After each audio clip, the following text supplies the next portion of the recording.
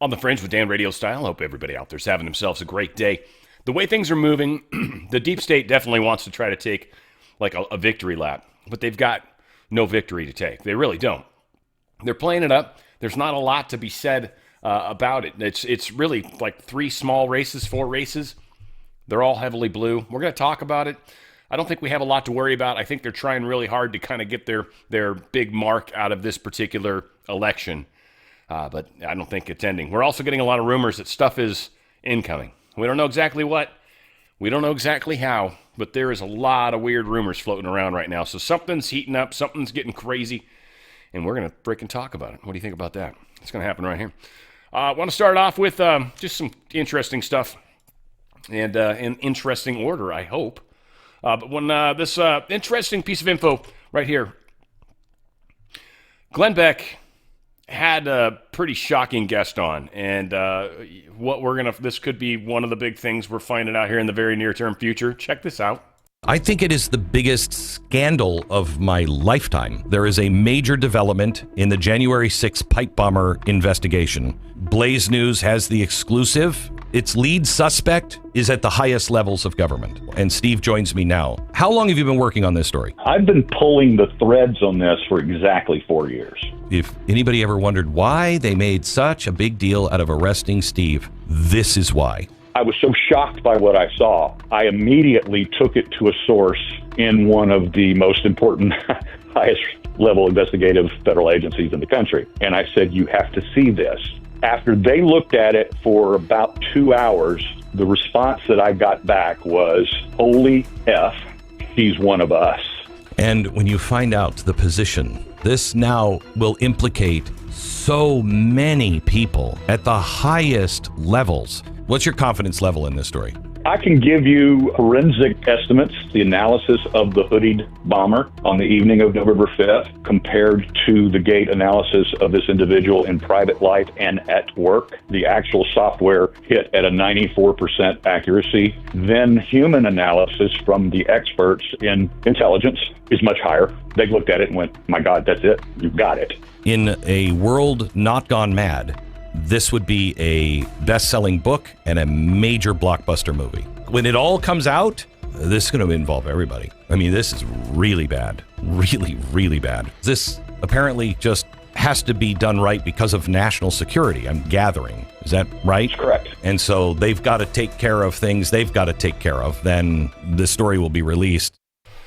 That sounds like a big deal to me. What about you guys? Yeah, I think we've got some very, very major stuff coming, without a doubt. This is just a feel-good story, racing moment. I don't know if any of you guys ever followed like NASCAR or any of that stuff, but this kind of stuff you wouldn't think would happen, but it was actually a beautiful story. This Bubba Wallace character, he was one with the...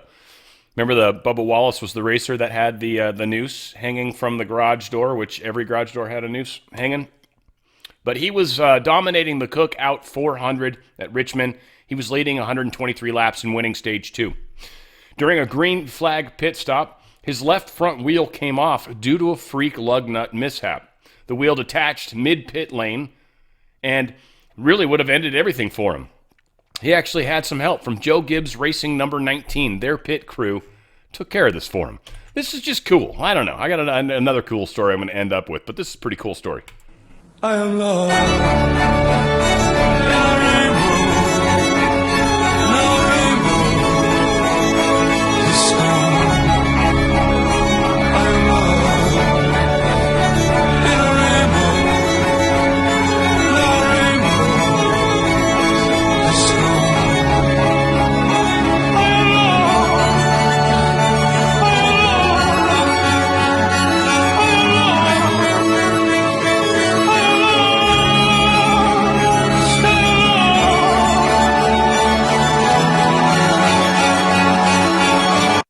There's way more love in this country than people realize. And again, they are playing us against each other, but most of us aren't falling for it. Walmart just announced that prices for a Thanksgiving dinner is now down 25% since under sleepy, crooked Joe Biden in 2024. Affordability is a Republican stronghold. Hopefully Republicans will use this as a irrefutable fact. Senator Kennedy, more breaking information about what he's planning on doing, and I think this is freaking brilliant. And it's a good way to get those people in Congress, Senate at least, to do what's necessary, or if not, feel the pain that the rest of Americans are feeling right now. And this is fantastic. Like you, Mr. President, I've heard a lot of rumors about we're that close to reaching an agreement. We've been that close for a week. Frankly, I hope I'm wrong in saying this, but I don't think we're really that close. I wish we were, and I hope we are. But I think we're going to be in the shutdown a while longer. That doesn't give me any joy to say that. In the meantime, none of our staffs are being paid. No federal employees are being paid. I got some numbers in this morning that federal workers have had to borrow $365 million so far during this 36-day shutdown in order just to pay their rent. Our military is only being paid partially. Our air traffic controllers are not being paid. People who receive SNAP payments are only being partially paid. I don't think anybody wants to see anybody go hungry in America. And that's not a partisan statement. I think that's a bipartisan statement. There's precedent for this, Mr. President. Some may say, well, this violates the 27th Amendment. I don't think it does. That's why I'm offering two different flavors of bills. But in 2013, President Obama did the same thing that I'm doing now. They were in a shutdown, and President Obama supported legislation that said, if you don't open up government by this certain date, then you're going to lose your paychecks. And guess what? Members of Congress had an epiphany, and they found religion. They had a Damascene moment, and they opened up government. And that's all this bill will do. I'm not trying to grandstand. I wasn't going to bring this bill. When I got back here Monday, I heard all the rumors like everybody else that we were close. And I hope we are close. But we're not close enough. And so I'll offer these bills tomorrow, and people can vote yay or they can vote nay. But what's good for the goose is good for the gander. I think that is a majority vote, too. So we'll see. I do not expect all senators of Republican nature to vote for that, though I think they should, frankly. Just to show solidarity. Like, nobody wants to miss a paycheck. I get that. But, yeah, no. Unacceptable. Federal rules and regulations for conduct on federal property. Well, here's a new little rule that's going to piss off people in Portland, especially people that keep raiding the ICE facility and Antifa thugs around the ICE facility. Uh-oh, they've got your number, it sounds like. Just in, DHS agents at the ICE facility in Portland notified protesters that a new policy regarding concealing identities behind facial coverings has gone into effect starting today. Wearing a mask on and or near federal property is now prohibited, allowing federal agents to apprehend subjects on suspicion laws may be violated.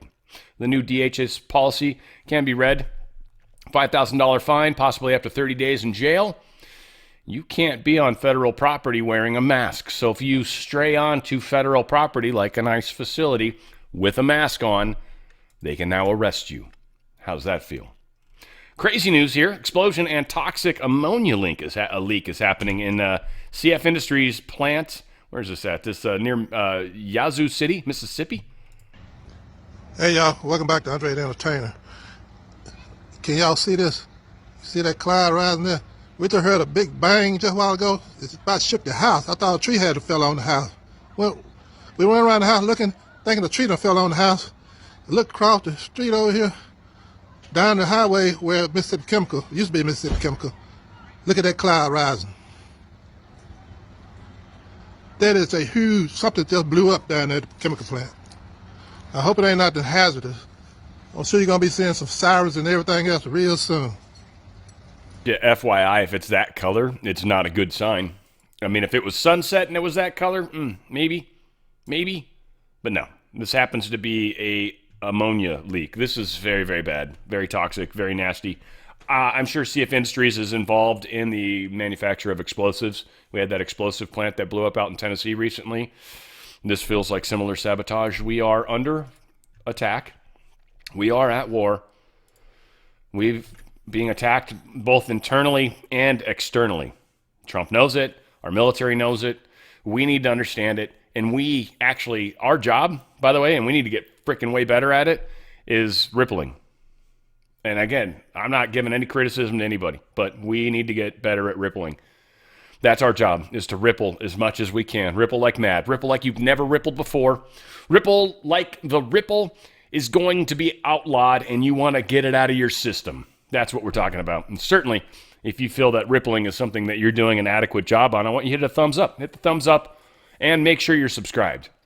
If you're somebody that's already adequately rippling, make sure you're subscribed and do a thumbs up. We need it. It helps. Breaking news, Gordon Findley, the executive vice president and head of Novo Nordisk's U.S. operations, just collapsed during a White House meeting this morning. I don't know. You okay? Were you okay? Yeah. He's like, I'm going to take a nap right here. I've always wanted to sleep in the Oval Office. Yeah, this is never good. Trump is like, holy shit, what the frick? What the hell? But, yeah, that's probably not good. Especially considering he's the head of a Novo Nordisk. I think that's isn't that a company that makes Novo Nordisk? Don't they make jabbies? Aren't they a jabber? DOJ via Deputy AG Todd Blanche. He's requesting that Tina Peters be moved to a federal prison. And for a legitimate reason, it might seem. Uh-oh. And I want to turn to something we're going to break right here, right now. I just got this before I came on air. The team will put it on air right now. Remember Tina Peters? She was the election clerk in Colorado that was sent to prison and convicted for her efforts to raise questions about election issues during the 2020 election in that state. Well, today, Just the News obtained this letter showing that the Deputy Attorney General in the federal government is working, Todd Blanche, is asked the Bureau of Prisons to find any way they can, legally, to move Tina Peters out of Colorado State Prison and into federal prison. Now, that could signal several things. One, they're worried about her safety. Two, that she might become a witness in some future federal investigation. Therefore, having her in federal custody would be a part. We don't know the reason for this request, but we have confirmed that this request has occurred. Breaking news, the story is going to be up on justthenews.com. You got it first because you watch us here at Real America's Voice. And I want to... That's the thing is really important to understand. It's got to be something legitimate, otherwise Colorado can appeal it, which they will. They don't want her out of jail. They want her in jail. That's where they want her. They want her as a political prison. It's one of the few places where they can essentially have political prisons. So thank God that we're doing something anyways. We'll find out. Howard Lutnick insists Trump will win the tariff case. Also, Scott Bessent. I don't know what happened to the story. I had it at some point open today, and I couldn't find it again. And I'm like, nah, I'm not going to go looking for it. Fuck it. Scott Bessent and Howard Lutnick both think that Trump has got this tariff thing in the bag. I'm nervous about it. I'll be totally honest, but I do think it's going to be a 5-4 decision. And maybe more, maybe 6-3. I'll be shocked if it goes 8-1. I really will, and it could. I hope. But if for some reason it doesn't happen, that's also something I've pondered, and that is there's a path forward. So even if that happens, but I think the verbiage that is in the bill and the whole idea of regulate and revenue raising are really the two big things in there. And then the fact that under an emergency, Trump's got kind of extra powers. So again, there's some wiggle room in there. And I don't think they're going to let this tariff thing be the definer of emergency powers. I don't know. We'll see. I like the fact that Bessent and Lutnick both came out and said, yeah, I don't think so. So we'll see. Again, it's going to be an interesting case. That's all I can say. Abrupt sentiment shifts rocks Gen Z. Apparently restaurants warn of spending drop as student loan default cliff arrives. The younger crowd apparently is not spending money right now. I don't know.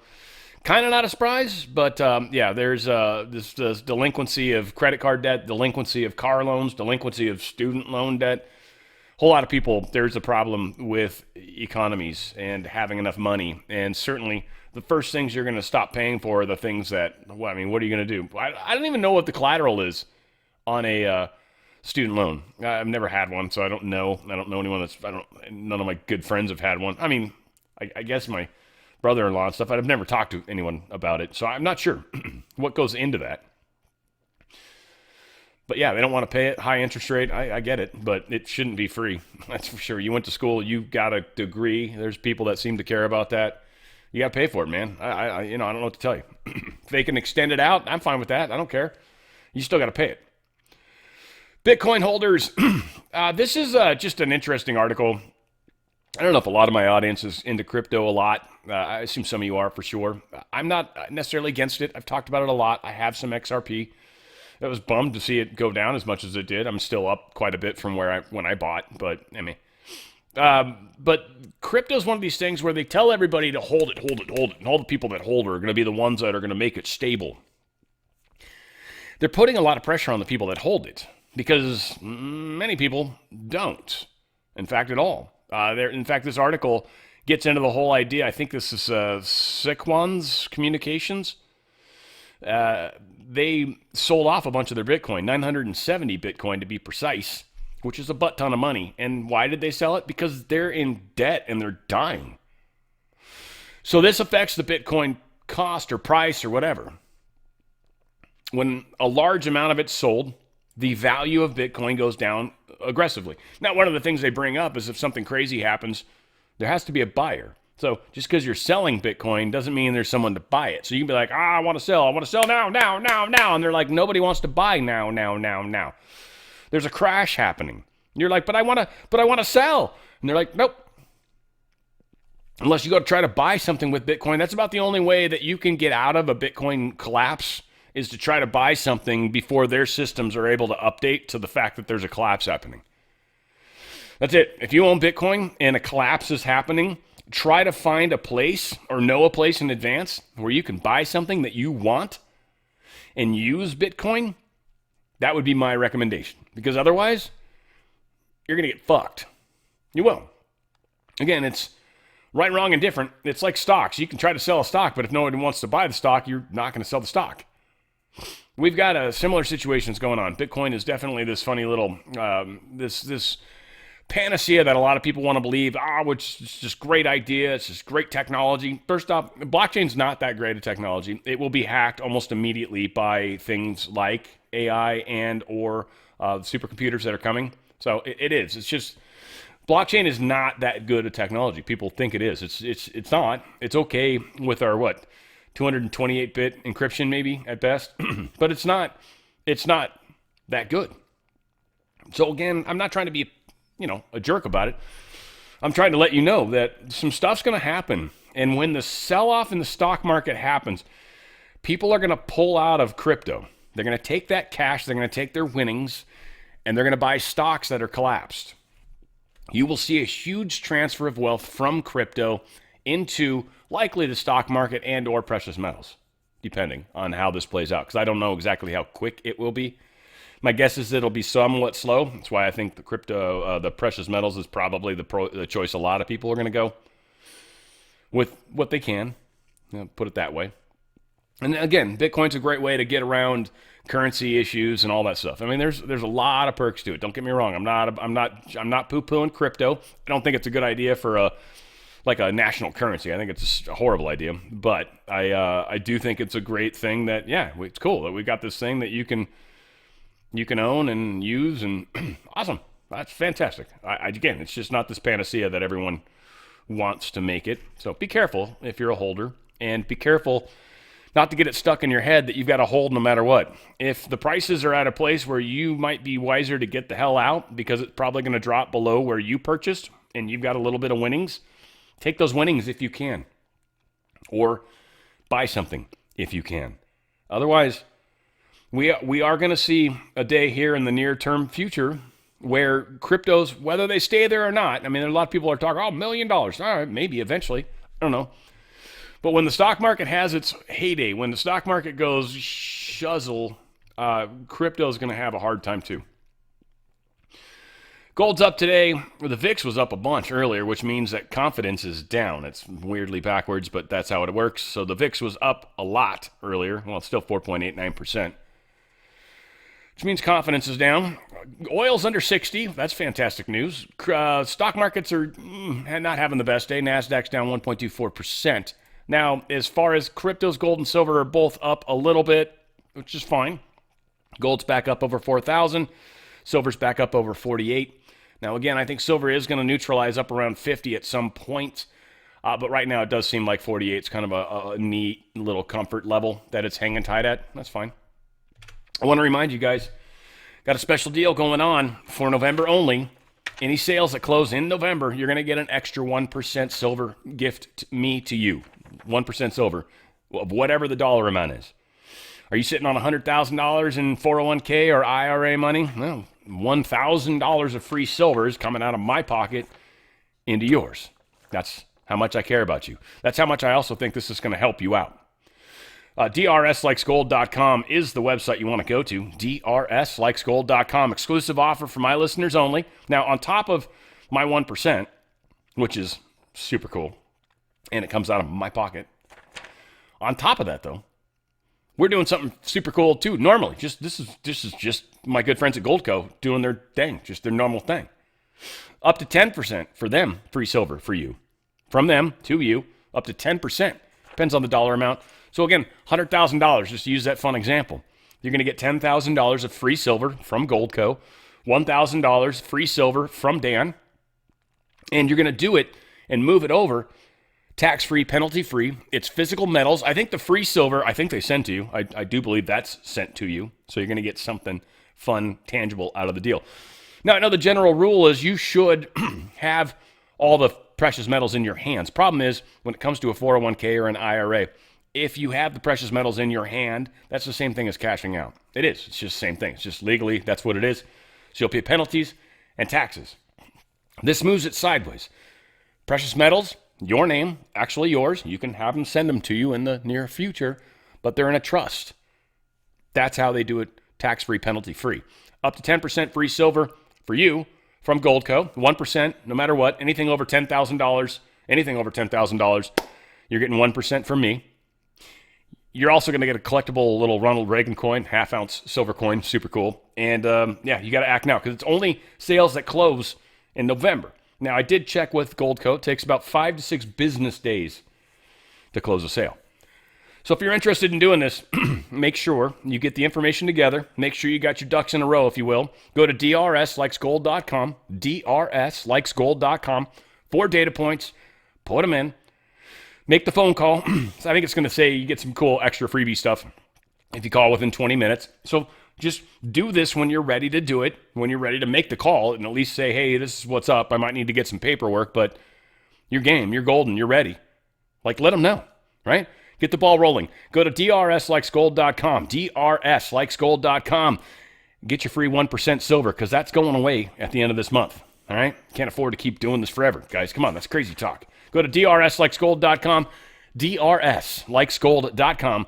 Get out of that nasty system of theirs before they get out of you. And they'd rather get out of you. You guys know that. All right, whole lot of stuff where our ripples matter. So partial SNAP benefits are going to be a little higher than initially estimated. They were saying 50%, now it's 65%. So that's some good news, I guess. I don't know who. Oh, good, my girl, Alice Tang. Alice, tell us about this. Food stamp recipients will receive more aid this month than first expected. The Trump administration officials said in court filings that households in Supplemental Nutrition Assistance Program, or SNAP, will now receive up to 65% of their normal benefits in November. That's up from the 50% level the Department of Agriculture originally announced earlier this week. Officials said the change followed further analysis showing only a 35% reduction was needed to stretch the program's contingency fund. The revision comes amid a court-ordered funding plan during the ongoing government shutdown. The USDA is using $4.6 billion from that reserve to partially fund SNAP. The program normally costs up to $9 billion a month. Normal costs $9 billion. They've only got 6. They're spending, 4.6, 4.8, whatever. So we'll be able to go maybe even a little further. So that's a big victory. A few things from Donald Trump. They put this out, Rapid Response 47, all around the close down, and Chuck Schumer, and just, I don't know, anything. We got 3 of these. Check it out.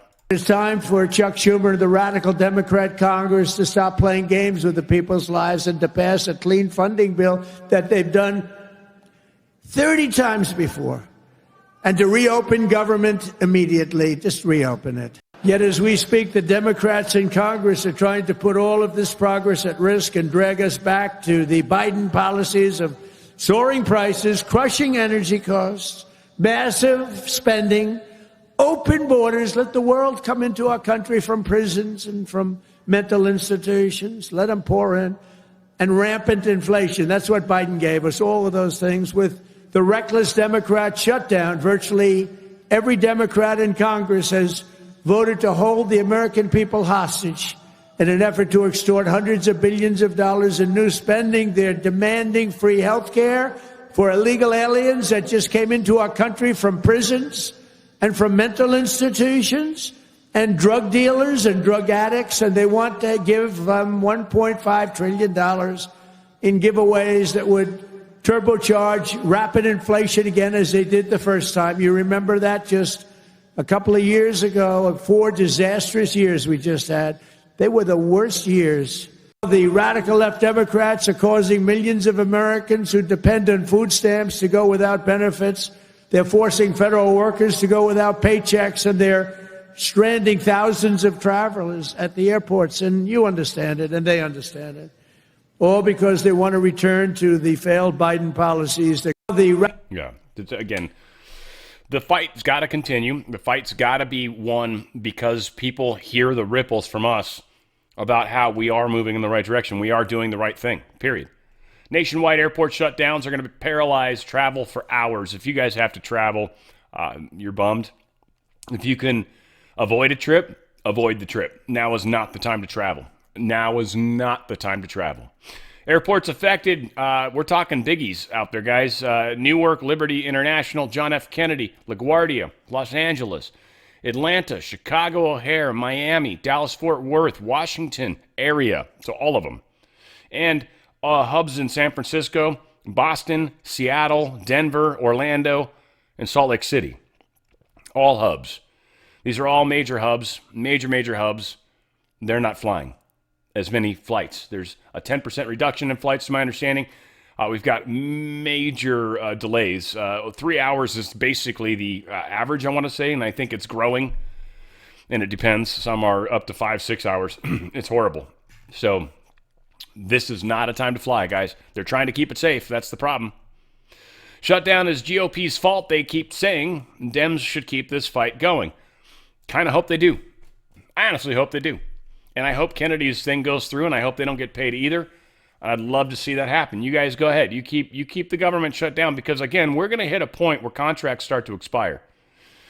And if that happens, we're able to close down parts of the government. We don't then have to refund them. So this guaranteed refunding is not really a guaranteed refund if there's nothing to refund. See, when Congress comes together and agrees to a budget, that's when they approve the money that's going to go to places. If people don't have jobs anymore, literally, well, that's not going to happen. So this could play out in a number of different ways. Fetterman's got some good stuff here when he talks to the CR and the opening of the government. I like him because he's Purple State. He's someone that's likely going to become independent at some point. His party hates his ass, but this, again, any Manchin was another one. I'm sorry, I get shit every time I bring him up, but I'm just proud of any Democrat that's got the gumption, got the entrails, if you will, to actually step up and do the right thing and actually do what's right for this country as opposed to not what's right for this country. And I like where Fetterman's mind's at. I think he's doing the right thing. Now. Well, that was kind of my next question. I mean, you've become known, I think, as a common sense senator. I hope you'll agree with that. And now the question is, I mean, the CR itself runs out. If you ever passed it, it runs out November 21st. So a lot of people are speculating, Senator, that there's got to be a new CR because you're going to have to extend it past November 21st, which is, a fortnight away. So are there 5 Democrats that you think would vote to do that, or is this thing just going to go on endlessly? Yeah, like that's my concern. I mean, this thing it would expire on the 21st, and now here that's.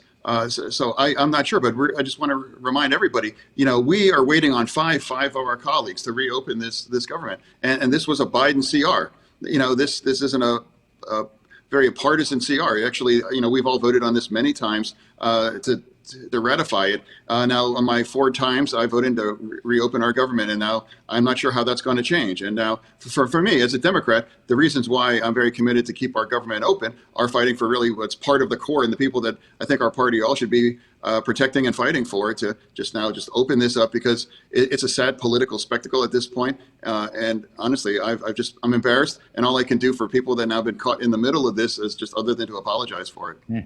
Well, you're not afraid to go up against the party or the party leadership on things like the border control or Israel, or talking about Adolf Hitler, or deporting the worst of the worst criminals and defending ICE. I mean, I've been following your career in the Senate, and it's pretty impressive. You're going to go your own way. You think, if I'm quoting you right, you're saying it's the country that matters.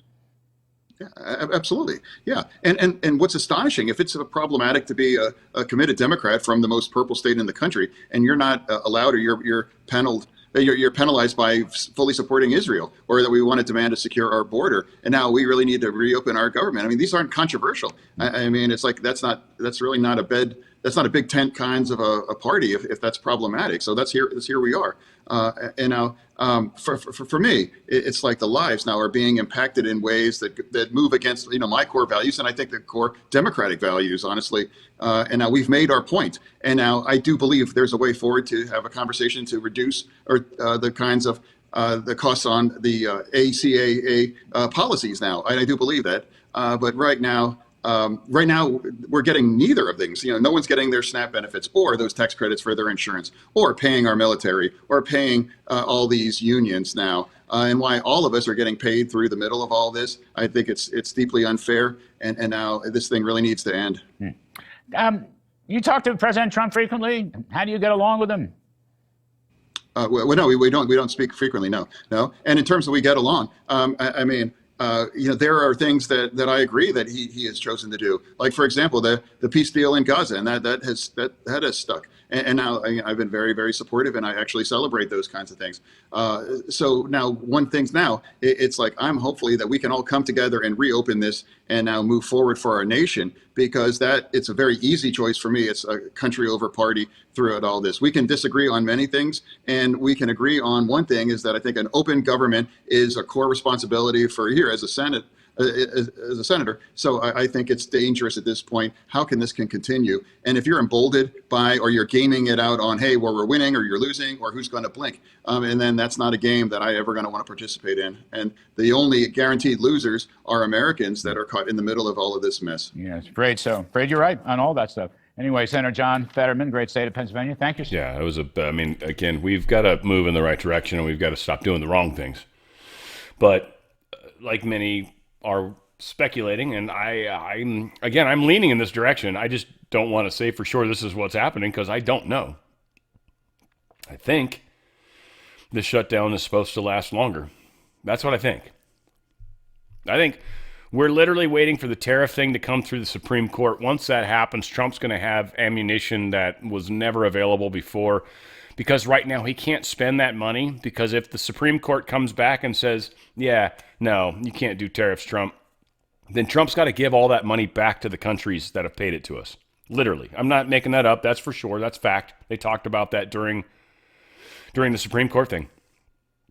So it matters a lot what happens from that. If the Supreme Court says, yeah, Trump's cool doing what he's doing, boom. We're paying SNAP benefits the way we want to, the proper way. We're paying the military. Maybe some other things that really matter, farmers or something. And we will be able to float this.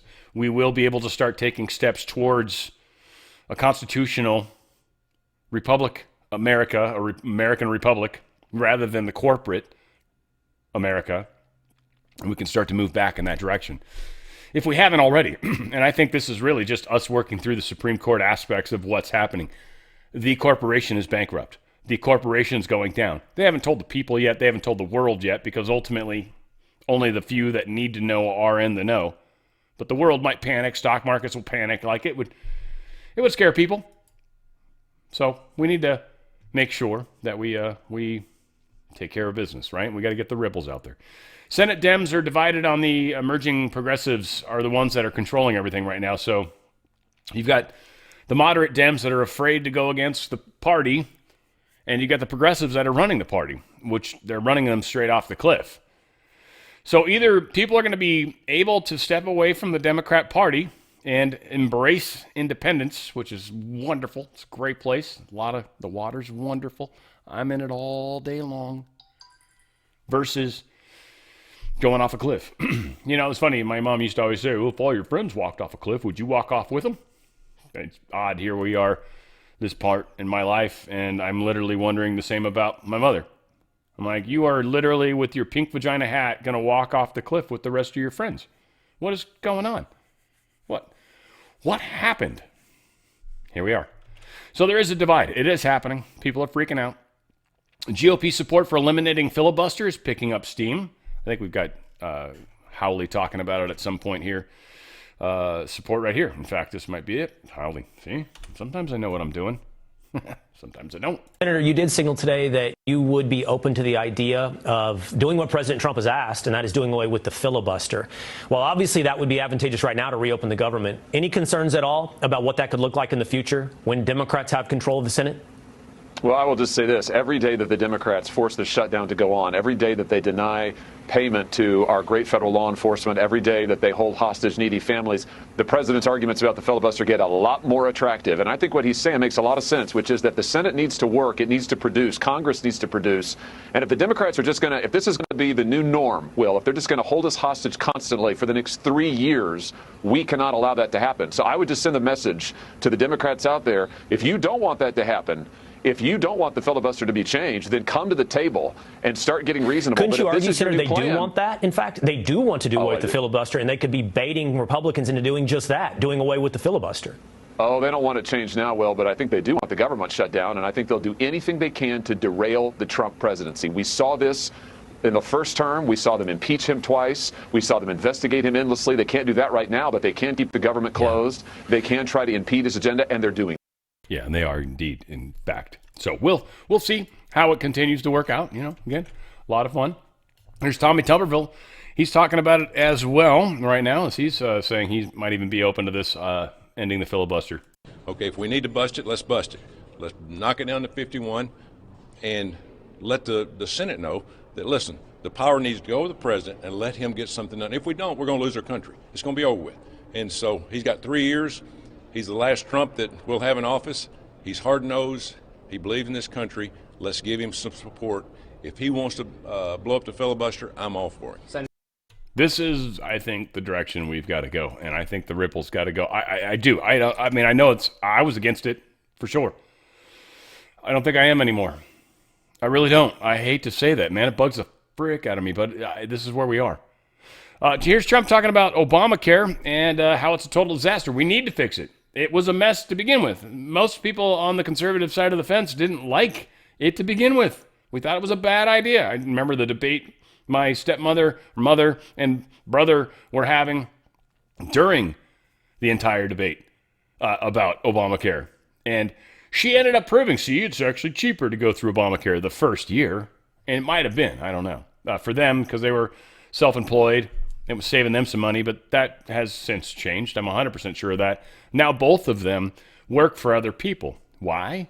Well, partially because of health benefits. I know they're on Medicare and all that stuff, and they got the supplemental, but I think the other side of it is, because it's too expensive to pay for by yourself. As I've said for years, Obamacare is a total disaster waiting to happen. Rates are going through the roof for the really bad health care that you're not getting even. Do something, Democrats. Sit down and do something. We want to make it better, or we want to get something that's good. Obamacare is a disaster, too expensive, and the rates are going too high. I said it right from the beginning. It's no good. It's trash is what it is. It is. Democrats flip 2 Georgia seats seen as key predictors for 2026 midterms. You see this headline, and I clicked on it. I'm like, oh, shit, really? We lost 2 seats in Georgia? No, not quite. It was Georgia's Public Service Commissioner in Districts 2 and 3. They switched, which has never happened since 2000, but big fucking whoop. Big fucking whoop. Again, they're trying to make it sound like they got something crazy going on when they don't got shit going on. Rep. Jared Golden, Democrat from Maine, said Wednesday that he will not seek re-election in Congress in 2026. Says he's getting frequent threats against him and his grim milestone of the longest government shutdown in history. Yeah, whatever the hell. Dude's a tard. That's why. But he's not going to do it. California Republican Party announces federal lawsuit against Prop 50, redistricting here in California. Knew it was coming. It's all good. It's happening. We'll see. I don't think it's ever going to go through. I think everything that Newsom put through, he put all these gun laws through. It's just crazy shit. The dude's a freaking nuttard. He's a nuttard, a shit-tard, a retard. I don't know. He's a tard of all sorts of different varieties. A lot of different kinds of tards. You know? It's different. You never know what kind of tard you're going to get. Elon Musk, man, I want to watch this show, and I'm going to probably this weekend. I'll at least be able to play it, have time to actually listen to it, even at fast speed. It was probably a 4-hour show or 3-hour show. But I love Musk, and I'm glad he's kind of back in the right place right now. He doesn't need to be close to Trump. I don't need that. I just want him on our side is all, and I want to know he's on our side. And Joe Rogan, I just love. I've loved Joe Rogan since Just Shoot Me or whatever that show was. That's fantastic. Again, the news radio maybe it was, which I love just because it was radio too. So it was a lot of fun, and that's why I liked the show. It wasn't because of Joe Rogan, but his character was fun, and he's good. Anyway, whatever. I don't need to crawl up his ass, but I have a lot of reasons for liking Joe. I think he's a good guy. Whatever the case is, everyone's got different opinions, and I think that's important too.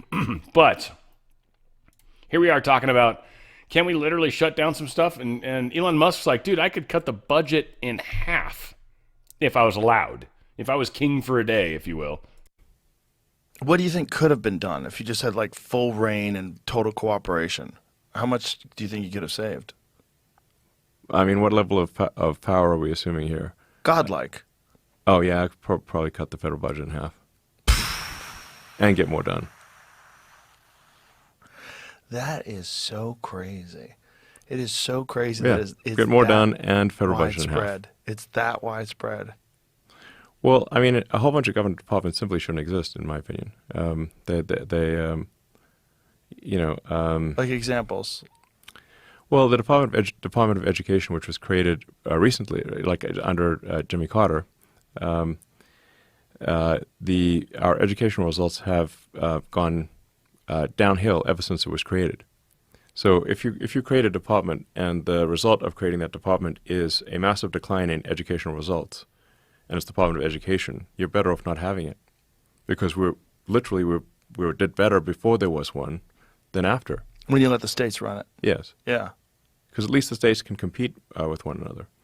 But the problem is, like, you hear like cutting Department of Education. Well, our kids need education. Yeah, they do. But this is a new department that didn't even exist, until the late 70s. And ever since that department was created, the educational results have declined. And so why would you have an institution continue that has made education worse? It doesn't make sense. They killed it, though, right? No, there's still, unfortunately. But they were trying to kill it. It has been substantially reduced. Okay. What other organizations? What other departments? Well, I mean, I'm a small government guy, so when the country was created, we just had the Department of State, Department of War, and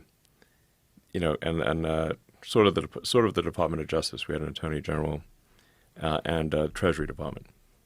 I don't know why you need more than that. So what other departments specifically do you think are just completely ineffective? Well, here it's like a question. It's a sort of philosophical question of how much government do you think there should be? Right. In my opinion, there should be the least amount of government. I've heard the most bizarre argument against this is that you're cutting jobs and you're going to leave people jobless. And I'm like, but their jobs are useless. Paying people to do nothing doesn't make sense. Right. Like there's a great it's a story about like Milton Friedman, who is awesome. Generally whatever Milton Friedman said is, people should do that thing. I'm not sure if it's apocryphal or not, but like someone complained to him, or he observed, I think, people that were digging ditches with shovels, and he said, well, allegedly Freeman said, well, I think you should use excavating equipment instead of shovels, and you could get it done with far fewer people. And then someone said, well, but then we're going to lose a lot of jobs. Well, then Friedman says, well, in that case, why don't you have them use teaspoons? just dig ditches with teaspoons. Think of all the jobs you'll create. I mean, it's bullshit. Basically, you just want people to work on things that are productive. You want people to work on building things, on building, providing products and services that people find valuable, making food, being a farmer or a plumber or electrician or just anyone who's a builder or providing useful services. And that's what you want people to be doing, not fake government jobs that don't add any value or may subtract value. And that's the way a lot of people on the left think, just throw more money at it. It's jobs. We can't get rid of those jobs. It's like, well, those jobs are stupid. They're worth less. Nothing. You don't just have a job just to have a job. And there's a lot of people that think that way. Even people on our side of the fence. I'm sure there's people in my audience. But I'll lose my job if AI can do it. Well, then your job's fucking stupid. No offense. Not trying to be a dick. I'm not saying you're stupid. But if AI can replace your job, you've got a shit job. Think about it. We gotta move forward. We can't keep doing the same thing that we've been doing and expect things to change. And that's what so many people want. We gotta go back to how it was. No, we fucking don't. Back to is not happening. We're not going back to the future. It ain't happening. We're creating a new future. We're traveling right now in the desert with Sinai or whichever one it was, with Egypt, right? When Moses was leading everyone. It's where we're at right now. We are literally wandering, hoping manna falls from the sky. And it does. State Department official slashing refugee resettlement program saves tens of billions. That just breaks down some of the nonsense. The numbers reported by this individual, I don't want to try to say his name because I'll say it wrong, but Biden's administration, they imported a total of 222,829 migrants through the refugee program, including more than 100,000 in fiscal year 2024, marking the highest number in any single year since 1994. It must have been Iraqis or something. The effort was not cheap. The Biden administration State Department spent more than $3.1 billion on resettlement as it leveraged the refugee admission system to expand its mass immigration efforts, internal data is showing. The figure amounts to nearly $14,000 per refugee, which covered processing and admissions costs, as well as the first 3 months of resettlement expenses for admitted refugees once they were in the United States. Those numbers only account for expenditures by the State Department itself.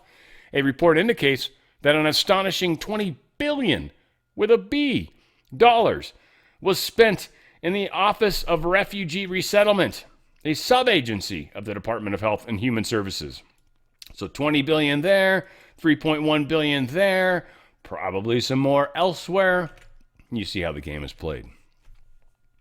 Maine voters rejected voter ID laws to protect state elections from fraud. Of course, why wouldn't they? They're a blue state, super blue state. Susan Collins is ridiculous, but whatever replaces her is either going to be a Democrat or probably a Democrat leaning Republican. It's just, I don't know how we get around it. A lot of stuff around Mamdani. He lost among native New Yorkers, by the way, just in case anyone was wondering. Native New Yorkers voted significantly way lower on him versus people that were foreign born and have been here less than 10 years, or been in New York, I guess, for less than 10 years.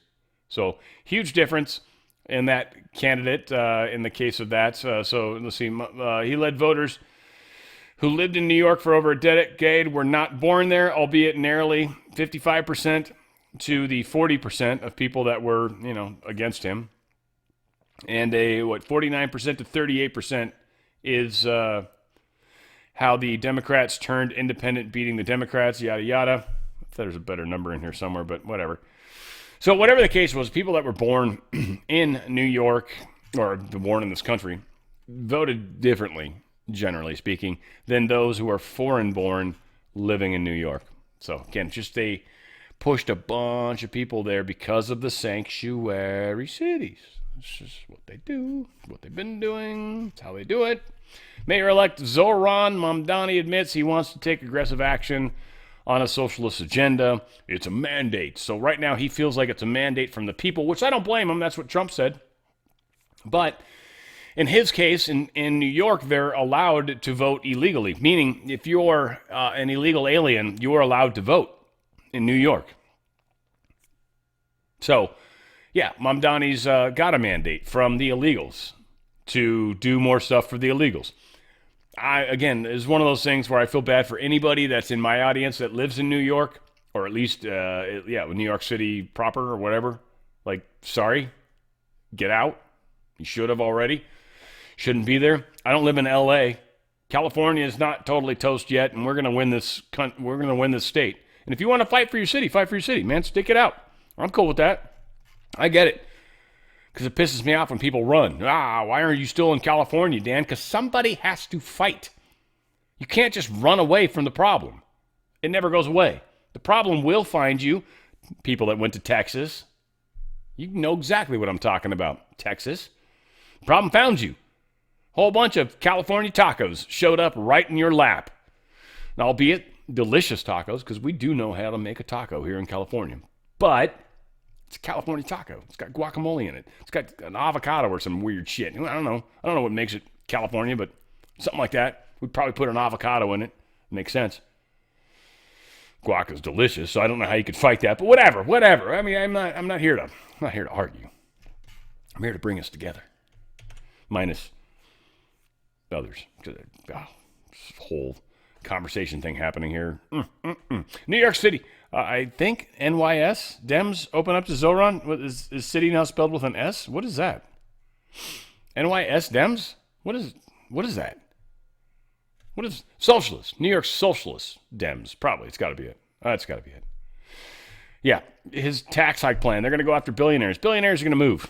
That's it. I mean, I guarantee you. They're already like, yeah, no, we'll be out before he's even in office. Fuck this guy.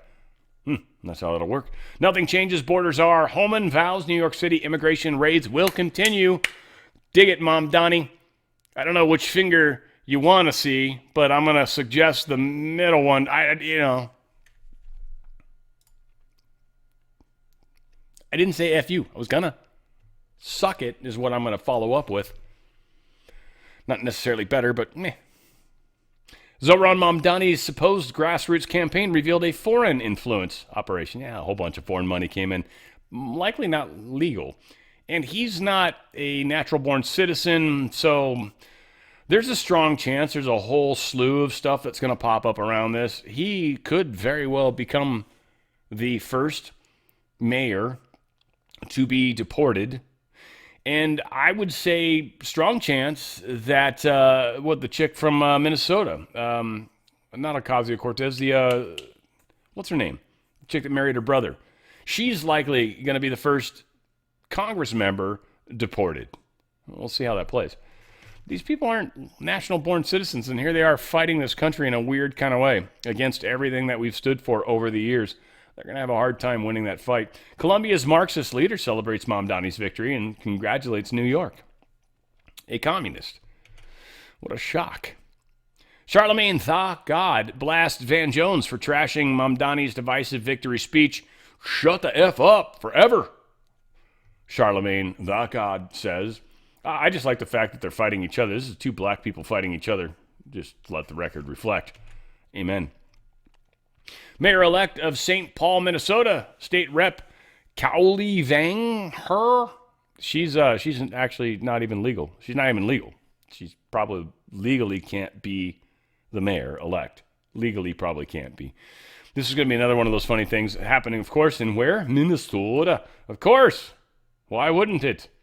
Why wouldn't it be up there where Santa Claus lives, you crazy-ass bastards up there in Minnesota? Got a good friend. Hope she's okay. I don't think she watches my show, but she had a sick husband. I hope he's still hanging. Texas Police Union moves to recruit disgusted New York PD officers from Mamdani victory. Yeah, Texas is like, dude, we'll take your tired, you're weak, you're weary. Get the fuck out of New York. Come down here to Tejas, where it's a different game altogether. Democrat election victories fail to spark mass mobilization. They had a very special, fascist thing at the White House. They're supposed to surround the White House. No kings thing. Yeah, hardly anyone showed up. A bunch of Grand Tifa stuff. Of course, obviously transgenders, because, it wouldn't be a Democrat party without transgenders. This is my mom. No, it's not quite. She's that old. Almost. That's her mom, almost. That's a 100 billion-year-old woman right there. All right. And then everything. It's just a bunch of angry women. There's I think a dude, probably not, but it's all women, right? Here's a pretentious dude, possibly. So again, this is what we're fighting against. Yeah, here's Mamdani with our good friend Soros. Of course. Right? So, yeah, whatever it is. Whatever it is. Somali America fails in bid to become the wokest mayor. So this guy failed. There is one place where we actually managed to keep some Somali guy, Omar Fateh. He's 30-year-old Somali background, Minnesota state senator and far-left Democrat. He lost his campaign to become mayor of Minneapolis. I guess. Thank God. Probably a little too crazy on the left. Who knows? Kansas GOP abandons redistricting battle despite California Democrats' victory. They don't have the votes because of one person, which this struck me as odd, but whatever. I didn't dig deeper. But yeah, this Democrat, Sharice Davids, is apparently able to stop this whole redistricting thing. So yeah, so they're not going to do it right now. They'll try it later when they get into the next fiscal session or whatever the hell it is. Their special legislative session, my bad.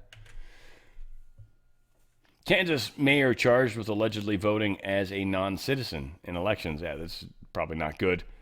Got a Kansas mayor who's been charged with allegedly voting as a non-citizen because you're not legally allowed to vote. In 2022, 2023, and 2024, says the New York Post. We'll find out what comes from it, but my guess is Pam Bondi would throw the book at them. Nancy Pelosi officially announces her retirement. Yay! I don't need to spend extra time there. Trump about Nancy Pelosi, though. He's got opinions, that's for sure. Thank you, press. Thank you, press. About Nancy Pelosi? Nancy Pelosi's retirement. I think she's an evil woman. I'm glad she's retiring. I think she did the country a great service by retiring. I think she was a tremendous liability for the country. And on Dick Cheney. I thought she was an evil woman who did a poor job, who cost the country a lot in damages and in reputation. I thought she was terrible. Thank you very much. Thank you, everybody. Yeah, she's a friggin' evil woman. Evil woman. Right? Zohran Mamdani refuses to say if Schumer should face election challenge as he launches with AOC. So he had lunch with AOC. I'm assuming this is some communist thing or something in the background. It looks Indian. I don't know. Could be Chinese. I don't know. Yellow. Something weird there too. But that said, these two are buddying up. Maybe he runs for president. Maybe she, Mamdani, is his AOC's vice president. I don't know. Who knows what's going to happen with these two? But Schumer's toast. That's it. Live. End of story. Keeping count. This is good. I want to play this, and I actually thought this was pretty good, and I'm glad it's still open. I was keeping count. I was worried about that. So we're going to do this at a slightly enlightened speed, not that much, but 1.25. It's, I think, 12 minutes that we got to cover. So sorry this is going to go a little long, but we have some good stuff in here. And Speaker Johnson talking about what he's doing and what's happening and how we're fighting this. I just think it's too important to not play. Keeping count, this is day 37. 37. It seems unbelievable to us that we've gone this long. It is officially and shamefully the longest shutdown in U.S. history. Republicans feel very helpless about the situation because, as we've noted, there is really nothing for us to negotiate. We sent them a clean CR, as you know, back in September 19th. We passed it out of the House. It feels like a lifetime ago. But that was a nonpartisan measure. It was 24 pages in length. It has no Republican priorities on it at all. It was merely the status quo to keep the lights on so that the members of Congress, the Republican and Democrat Party, could work together to finish the government funding appropriations process. And the Democrats tried to turn that into a game. Now, we're going to give you the latest updates on that and where we think this is headed. But I just first want to address in a bit more detail the current state of our politics. It has been very interesting to us to see all the pundits trying to spin the results of the election on Tuesday. I just want to point out some simple facts here, and as usual, I try to be concise and give you the highlights here, but there's some things that we really need to point out. First, there were no surprises on Tuesday night, okay? You had blue states and blue cities that voted blue, to the alarm of no one, to the surprise of no one. That was what was expected. It just so happened that New York and New Jersey and Virginia were the states that were in the national spotlight on Tuesday. If the tables had been turned and if the calendar had been different and you had 3 red states, we'd have an entirely different narrative that you all would be writing about. Don't lose the simple facts. Second, the big headline that everyone is writing about appropriately is that the future of the Democrats was set in New York City. A 34-year-old Marxist is now the leader of the Democratic Party, and it is a very dangerous road for them to go down.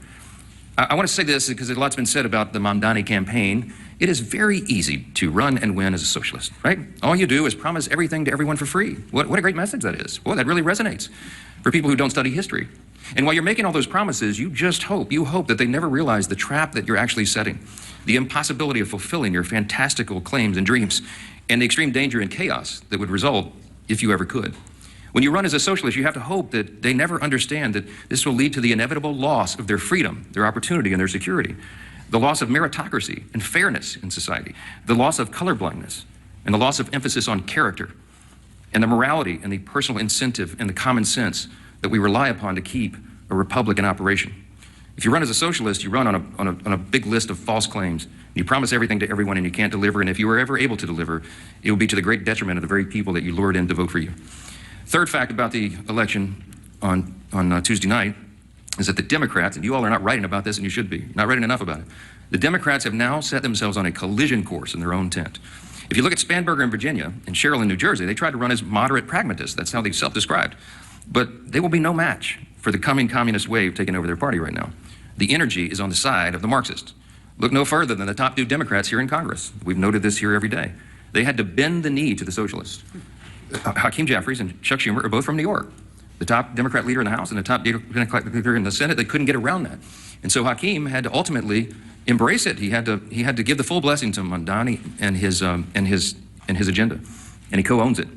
And Chuck Schumer flirted with it. He pandered all along. He flirted with that open endorsement till the better end, even though Mamdani is an activist against Israel and an anti-Semite. Chuck Schumer is the highest-ranked Jewish official in America. And even he couldn't bring himself to disclaim that. And as we've noted here every day, the sole reason for the entire federal government being shut down now, the sole reason for all the American people suffering all this pain and hardship is because of the fear of political retribution from the far-left activists who run the Democrat Party. That is the motivation for the shutdown. It's never been about any policy issue at all. It was only so that they could show a fight and try to show that they're tough to this rising far-left activist base in the party. The old guard has been repudiated, and the radicals are taking over the Democratic Party. We have evidence now every day. Yesterday, Jared Golden announced he would not be running for re-election in the state of Maine.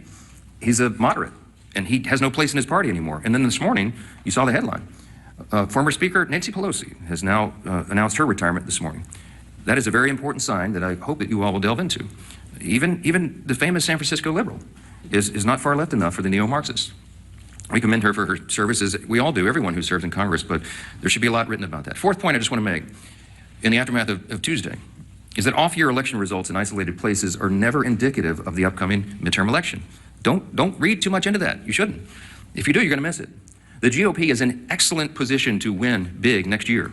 And when I say I'm bullish about the midterms, we absolutely are, and there's a lot of reasons for that. This is not groundless optimism. It's based on facts. The reason we're in such a great position is because we are united. And while the Democrats engage in their emerging civil war, Republicans are going to continue to work and deliver for all the new voters that we brought into the party last fall in 2024. There was a true demographic shift in that election, as you know. Record number of Hispanic and Latino voters, Black and African American voters, Jewish voters, union workers, urban voters, young people. And while they say that there's this big swell of enthusiasm of young people based on what happened in New York City Tuesday night, I would give to you Exhibit A on our side. Maybe you're not noticing, but the turning point events at college campuses all around the country are setting records for attendance. You have hundreds of thousands of new young people weekly coming into the movement that are enthusiastic, young conservatives who are looking for truth, who believe in America's founding principles, and who want to be engaged. And they will be engaged in next year's midterms. The third reason is we got a very favorable map. You shouldn't miss this either. I was very bullish even before the current redistricting battles began. As we sit here today, there are 13 House Democrats sitting in districts that President Trump won. There's another 21 of them in districts he came within 5 points of winning. There's only 3, conversely, there's only 3 House Republicans sitting in districts that Kamala Harris won. That's a lopsided map. And after redistricting, we think we'll net a few more seats, handful, maybe 6 to 8. We're in very good position to make history and grow this majority. And finally, I'll just leave you with this. The reason we're so enthusiastic about running next year is we have a real record to run on. Mondami and Democrats want to talk about affordability. We love that subject. We love it. Look at the facts. I brought some this morning. It's the Republicans who are working every day to make life more affordable for working families. And it's not a talking point for us. We are delivering. After 4 long years of skyrocketing prices under the Biden administration, we had to take over. You don't flip a switch and reverse that overnight. It takes a while to work those policies out of the system and to get the new ones in. President Trump and Republicans are delivering results for the American people that they can see and feel. To date, we've seen core inflation is nearing its lowest level in 4 years. Gas prices have fallen to a 4-year low. Prices for everyday goods continue to decline, and blue-collar workers are seeing the largest increase in wage growth in nearly 6 decades. That's the result of our policies. And Congress, House Republicans are working hand in hand with President Trump to advance his affordability agenda. It is President Trump who ran on that. It's President Trump who's delivering on that. And we are all partners in that new effort to make America great again. It begins with the economy, and we know that. We're laser focused on making a difference in the lives of hardworking American families. Here's another demonstration, the Working Families Tax Cut. It is aptly named. It's the largest tax cut in U.S. history for working and middle-class Americans. You got Bernie Sanders running around. They're talking about the billionaires. It's not this. That's the opposite of the truth. Look at the facts. That bill was written for lower and middle-class earners, and they're the ones that will feel the positive effects going into next year. We included in that, as you know, no tax on tips, no tax on overtime, real tax relief for seniors. These are the kinds of things that people feel, and they see that we're making good on our promises. We've made historic investments in American energy dominance to drive down the cost of gasoline and groceries. And we're grounding every decision we make in common sense. That's what we restored. That's what we ran on. That's what we're delivering. A return to common sense, not the woke progressive nonsense that they delivered for 4 years, not the spending like drunken sailors that drove cost up for everything with inflation. We're restoring common sense, fiscal responsibility. We're good stewards of taxpayer dollars, and we're refusing to cave right now today to the Democrats' wild demand to spend $1.5 trillion in new spending. That is taxpayer dollars. That's your money that they want to spend to reopen the government. That's their counterproposal. That's why we're not having a negotiation with them. It's ridiculous.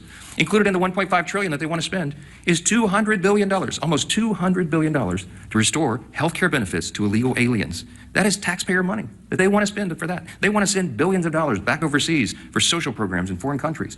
We're not doing that. They want to give $500 million back to the Corporation for Public Broadcasting to prop up left-leaning news organizations. We're not doing that. And by the way, in the middle of all this, they want to cut $50 billion from the Rural Hospital Fund. They can't tell you they care about health care since they put that in their proposal. We're grounding every decision in common sense. And Democrats had their chance. When they controlled Washington, look at the history. Don't forget it. This was just a year ago. You know what we inherited?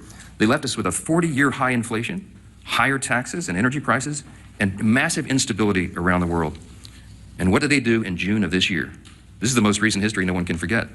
They voted against no tax on tips.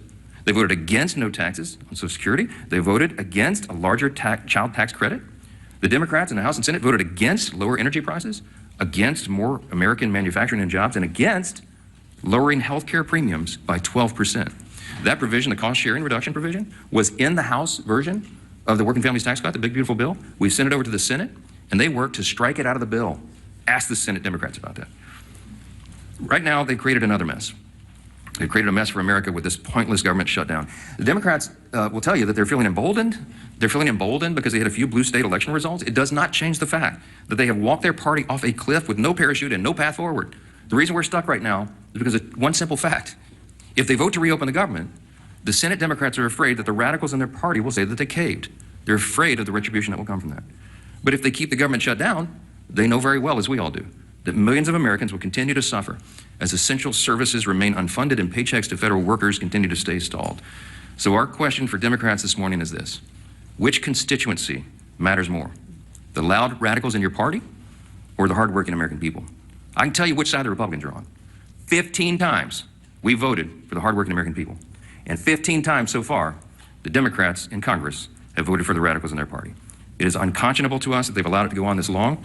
And at some point, all you can do is pray that common sense prevails. And that's what I've been doing a lot of. We hope and pray that there are still Democrats out there. There's just a handful. We need 5 more votes. 5 centrist, common sense Democrats in the Senate to come to those senses and do the right thing. It's time for them to put their country first. I'm delighted to introduce the next speaker, and he's a congressman from Miami. He's a former mayor of the county down there, and he's been in charge. He served as a police officer, but he was the chief of the fire department down there. I mean, the guy's resume is longer than almost anybody in Congress. And as a son of a firefighter, I always take personal delight in reminding everybody he's the only career firefighter paramedic in Congress. He's doing a great job, and he serves as vice chairman of the Republican Governance Group, one of our largest and most active caucuses, I mentioned. And we're truly grateful to have him here to discuss some of these consequences of the government shutdown. Glad to have you. Carlos, come on up. Thank you. Whoops. Yeah, I didn't need to play as much of that. Hopefully I can cut some of that back. Let's see. We'll make a pause here. All right, didn't mean to cut play as much of that, so I think hopefully I cut it out. We'll see. We'll see how smart I was. Yeah, again, just a lot to be, I think, positive about. We just, understand not everything's as cut and dry. What's being presented to us is not being presented to you and I, the ones that are more awoken than the rest of everybody else. It's being presented to the normies, the masses. So we've got to keep that in mind. There is a psyop happening on multiple levels, and sometimes we get caught up in parts of it, I think, too. And once again, Verizon gave it all up, responding to the compliance with the subpoenas, saying that they were, quote, facially valid and contained only phone numbers, not names. AT&T, as we have reported, did not comply with the subpoenas, said that they were protected under the Constitution and would not get involved. Joining me now is Ohio Congressman and House Judiciary Committee Chairman Jim Jordan. Mr. Chairman, thanks so much for being here this morning. This is just incredible. I know that you're requesting materials from these telecom companies, AT&T and Verizon, related to any seizure of records from former special counsel Jack Smith. What can you tell us?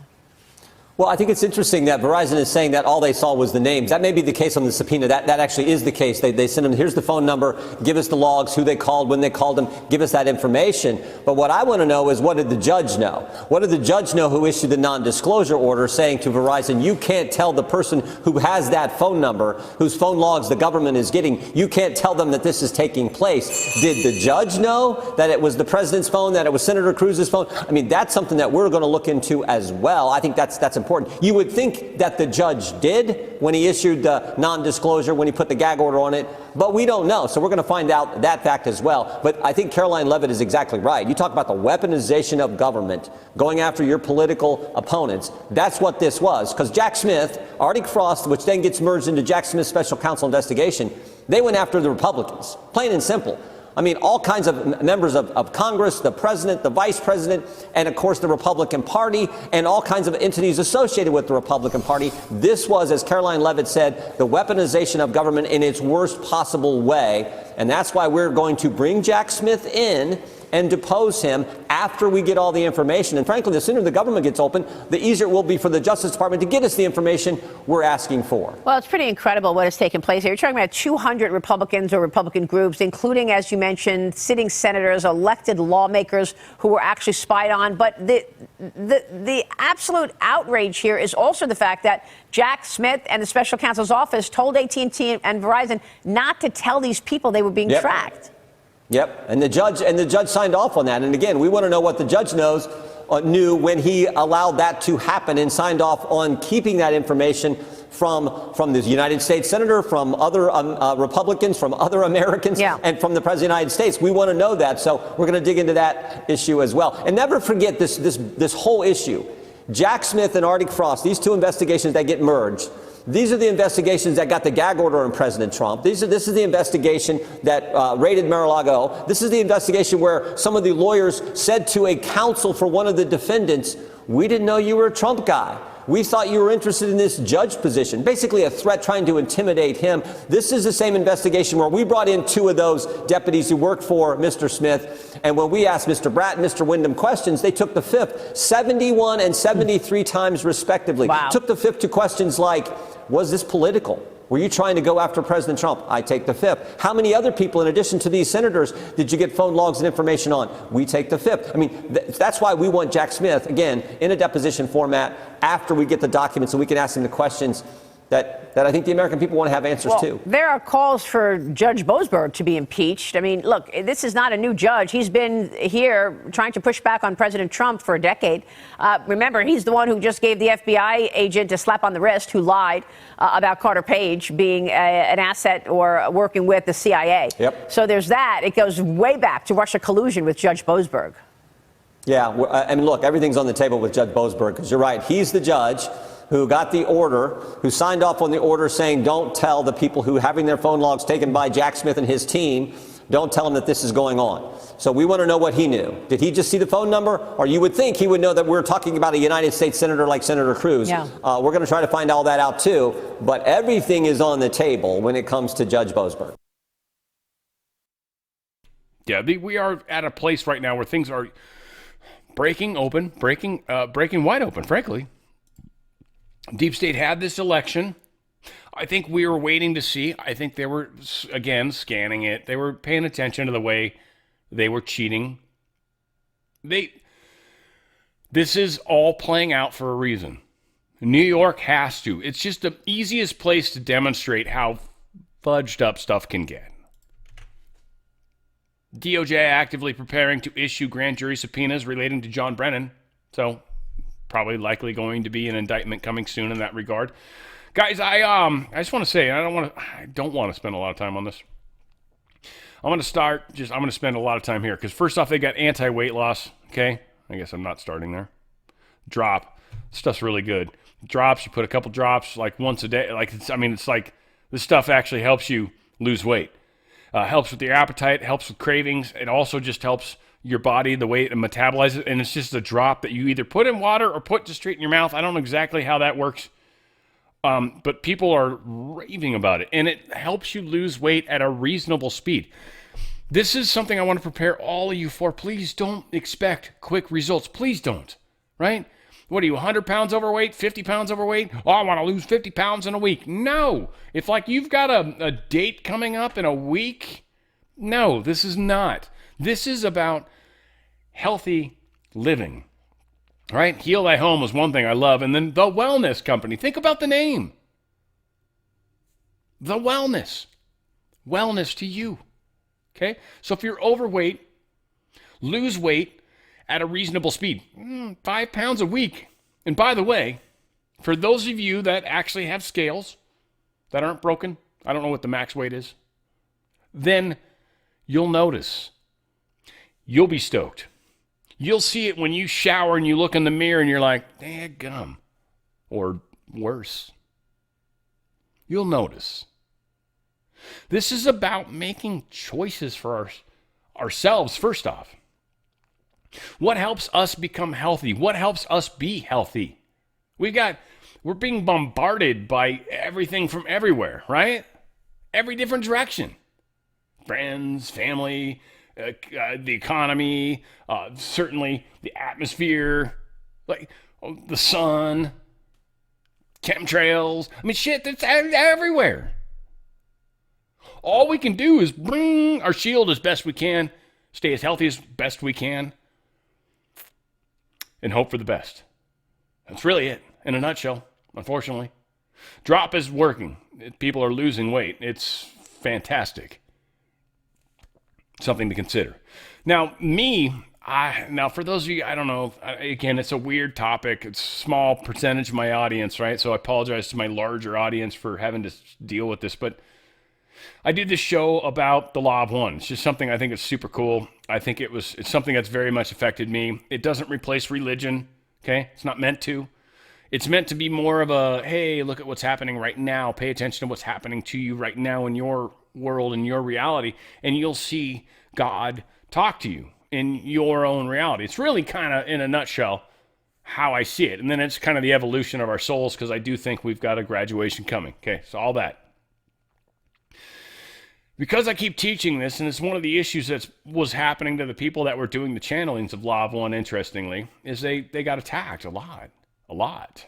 And it affected Carla's health. It's a part of why I think they stopped. I'm pretty sure it had to do with her kind of dying. And Jim and the other individual, it's just, there's nothing, it was a group. And Psychic Attack has been interesting this week. They snuck in a weird way that I didn't think. They brought it in. It's cool. I've already turned a corner a lot. I was surprised, though, that it was able to get through. I was taking the parasite cleanse, and I was actually surprised that I even got effects. So I took it a notch up. It's not necessarily something these guys sell, but I threw some HCQ in there. And doubled up on that one today, and I'm already, I'm feeling it. The cough has gotten better. The respiratory congestion that was starting to happen has already gotten better. So again, sometimes you you need a lot, and you want to make sure you've got options. And that's one of the things. These guys have a contagion kit, first off. This is when you get sick, like what just happened to me, okay? When you get sick, and I'm specifically bringing this up because of the HCQ. There's no other real easy way to get it. Right here, boom. 200 milligram, 14 tablets. HCQ, I've taken 2 tablets today. That, I was already doing the parasite cleanse, which kills parasites. I'm seeing all the weird red spots turning dark. It's definitely doing shit, unquestionably. But for some reason, this, whatever it was, snuck in. And I think there's something, I think this was pushed out there. I think this is something they've created, and it's meant to be ivermectin resistant, if you will. Hydroxychloroquine's kicking its ass. Kicking its ass. Taking 2 of them. You can see it right here. Boom. See it? There's 2 missing. I took one, and I don't know, 3 hours, 4 hours later, I took another. I'm like, it's working. So the contagion kit is a kit. It will save your freaking life. It's got ivermectin. It's got azithromycin, which is a freaking antibiotic, which I'd probably take right now too. I don't think I've got an infection. I could, but I'm going to kill it with the viral, and I'll push it down. We'll be okay. I got it early. But if you don't, if you wait too long, and you start getting infections and stuff, infections, again, and maybe that's where I was at right now, is, ivermectin doesn't work on that, but for some reason, HCQ's knocked this bastard down. So I feel like it's a ivermectin resistant thing they're pushing out right now. Just be careful, guys. I'm just saying, this contagion kit will likely save your life. If you've got it, remember the HCQ, okay? Take the Ivers for sure. Take them both. And if you're taking the Ivers and you're not noticing a difference, there's something special going on. Get on the HCQ for sure. But if not, take them both together and you're set. Azithromycin, again, antibiotic. Also, they've got another generic Tamiflu, which is another, it's an inhibitor. Yeah, it's an antiviral neuraminidase inhibitor. Yeah, whatever the hell. That's a lot to say. That's a freaking heck of a, if you could somehow spell that in Scrabble, though I don't think you can, right? How did someone already have Neuramin in their thing, and you're like, what? If I add idase to it, it's a new word. No, probably not. Whatever the case is, it's going to save your life. That's important. That's not what I meant to do. So that's something to keep in mind. So the ivermectin stuff, one, is very important. Again, I can't cold sore stuff it's weird. Some of the things that just have gone away that used to be there. And I'm wondering if it's just because I've been taking it. I'm going to stop for a little while at some point here in the near future and see, and just kind of hang tight and hang on to some pills. But I'm wondering how much stuff I've actually knocked out. Think about it. The ivermectin stuff's huge. So again, the ivermectin mebendazole, this is the parasite cleanse. It's 90 pills. $600 scares a lot of people, but frankly, here's the thing. $599.99, whatever. $600, 90 milligrams. Okay, or 90 pills, sorry. You got 25 milligrams of Ivers. You got also 250 of mebendazole. This stuff's incredible. Ivers, just by itself, $2.99. These are 18 milligram capsules included, 84 of them. Pretty cool price. So when you break down the numbers. And ivermectin cream, by the way, this is people that have had skin cancer, eczema, stuff like that. They're noticing huge results with the ivermectin cream. So for those of you, especially skin cancer, but also I think I've heard stories with people that have eczema and stuff like that. So any of you guys, do try it out. You got nothing really to lose. It's 1% ivermectin. I would actually recommend you do an internal, external, personally, but I'm not a doctor.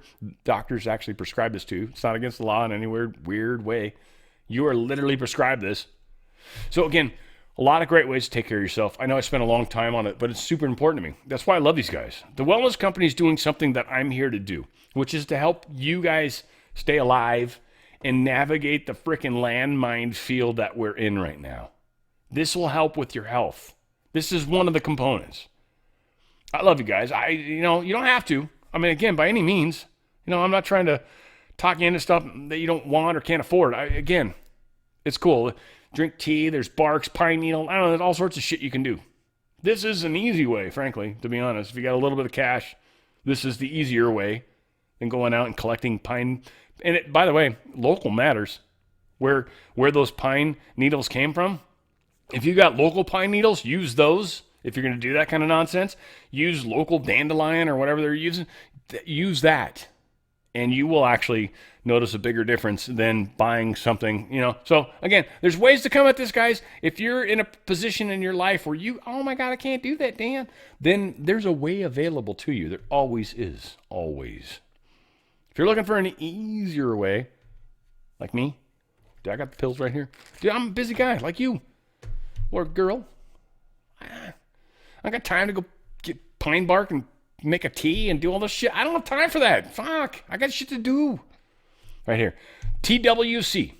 The Wellness Company. TWC.health. TWC.health/OTF. OTF is the coupon code. TWC.health/OTF. TWC.health/OTF. Again, save your own self. I have tools available to me because I knew better. And because of that extra tool, this guy put me over there. I don't know why this didn't work. Notice how I changed up things a little bit today. This did. Okay? Make sure you know that. That's huge. 34 illegal immigrant truck drivers arrested in Oklahoma. We're getting more of these guys with the CDLs, the commercial driver's licenses. Brain's still doing it. 155 million vehicle owners are facing this weird $34 billion added cost. They're trying to pass some law. I like this. I mean, I'm not against this. And long story short, I don't know. This is a bunch of bullshit. But when your car, if you have a newer car, when you take it into the dealership, they need to plug it in, essentially, the computer. And they have to pay for that software. And that software is fucking expensive. Very expensive. I had a buddy that was like, what the shit? That's how much? Wow, for Mazda? Right? Like, that was whack when I had a Mazda. Great car, by the way. I love Mazda. I have a Lexus right now. Mazda is awesome. Lexus is super awesome too, but Mazda is a great brand. I had two different ones. I had a 3 and a 6. I love them both. Great car. Great car. Love Mazda. And I had friends that worked there, by the way. Spoiler alert, but I didn't work there myself. I tried to get a job at one point with Mazda, but anyway, I love them. Good car company. You get a lot for the money, I really think. I think they're one of the ones that are, anyway, that's beside the point. Repair shops, they have computer technology. That technology is expensive to get, and so it costs you money. It's an extra fee, and then there's also added fees that the manufacturers or even dealerships in some cases are actually adding. So they're trying to get around some of this bullshit because it's extra money that you get stuck paying, and it's just people trying to put their hands on the cookie jar. It's one of the things they're talking about with new cars that are going to be coming in the future is they're going to have subscription developed ideas. Like, there's no way I'm buying a subscription car unless you're discounting it significantly, and I know I'm not going to keep it long enough to lose out money on that, but otherwise, fuck no. No, I'll take the bullshit. What is the bullshit? What's the basic model? If that sucks, fuck you. I'm not buying your car. Like, we gotta vote with our wallets. Our wallets matter more than anything. Oh my God, they're trying to control us. Dude, fucking stop buying their shit. And you'll be fine. You have the power. You are not in a prison. You do not need somebody to help you. No, you don't. Fuck that. You got this. Stop fucking buying their shit. Stop buying those cars. I already got one of those cars. Fucking fine. Deal with it until you can get out of that car. I don't fucking care. There's no excuses. There's no reason. Like, if you want to be there, be there. I'm gonna celebrate it with you. Be like, fist bump. Yeah, I'm getting ripped off in the butthole every day, and I'll be like, fist bump. Ah, it's awesome. I hope your butthole's happy. And that's it. Like, I don't care. You go, person. Right? I mean, I'm just saying. Typhoon Kalmaiki. Its death toll hit 114 in the Philippines. I feel bad. I always got to bring up Philippine stories. I trashed all their shit. My girlfriend's an engineer, by the way, from education. So trust me, these types of stories always haunt her. Like, so you guys are engineers. You should notice how everything was leveled. Leveled. Yeah, no, that's just death everywhere. Yeah, you guys did awesome. Engineering. I'm not that big a dick, but yeah, I hint in that dick direction sometimes. I'll wait until it's not fresh wounds. Like, today is not going to be the day I bring this up. Next week, maybe. I'm just saying, hey, look, I'm not perfect, guys. Come on. I don't want to be. NVIDIA, fuck, a long show today. Damn, sorry, guys. NVIDIA's Jensen Huang says China is going to win the AI race, mainly because they can do power. Power's the thing. Power is going to be the key. Power will be the key. Right, wrong, and different. I think we got some technologies that China is like not aware of, and so they're working at old school technologies. And I think we've got technologies that will affect this. And I hope that we're actually manufacturing them. But whatever the case is, China will be like, yeah, we'll build a dirty ass, burn fucking bodies, and make power. We don't give a shit. We're like, they'll do it. They don't care. They have no problem with that. China's ordering state-funded data centers not to use foreign AI chips. Anyone that's already or is far enough along in the building development process, they'll deal with those on a one-by-one basis. But essentially, China's realized the deal. We're not giving you the sweet chips. And any chips you got, yeah, they probably do have backdoors. What are you going to do? You got backdoors in all of our shit, China. And China's like, oh, fuck. We're going to make our own chips. So just like us right now, oh, fuck. We're going to get our own precious metals. Yeah, same shit. Both sides. Both sides are freaking out right now, which is cool.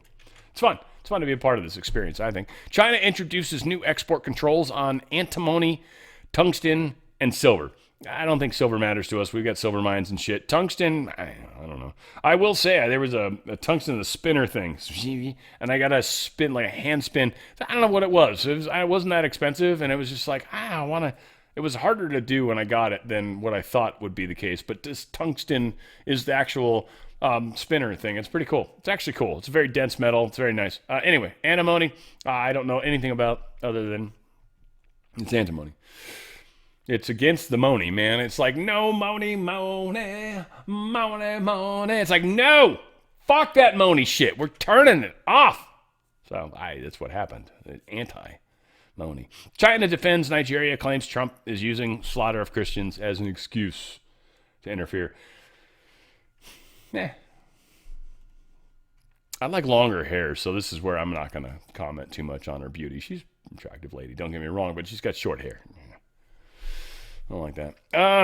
Nigeria claims Trump's using slaughter, right? He's using his excuse to go in and stop them from doing horrible things like killing people for no reason other than religion.